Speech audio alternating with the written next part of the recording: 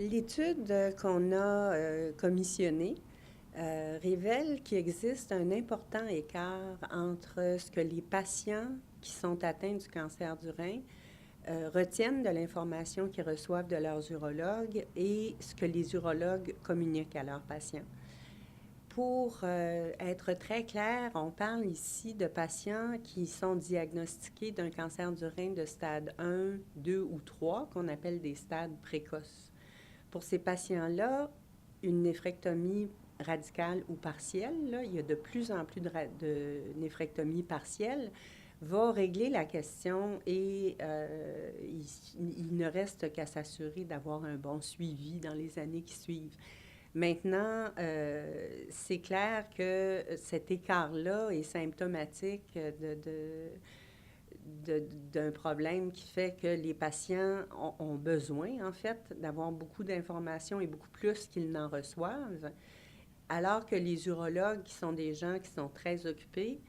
n'ont pas nécessairement toujours ni le temps, ni ce qu'il faut non plus pour répondre aux questions des patients. Le cancer du rein, c'est un cancer qui est assez rare et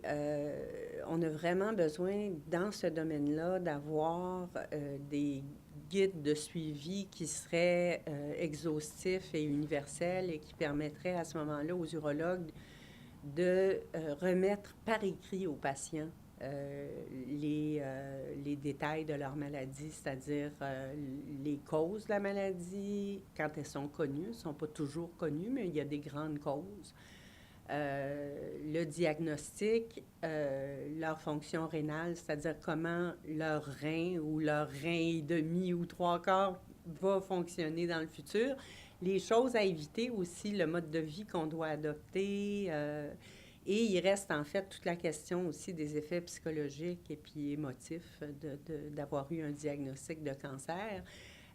C'est sûr que ce n'est pas les urologues qui s'occupent de ça, mais il y a lieu de référer les patients, si vous voulez, aux médecins puis à leurs médecins de famille qui vont pouvoir les aider avec le reste de tout ça.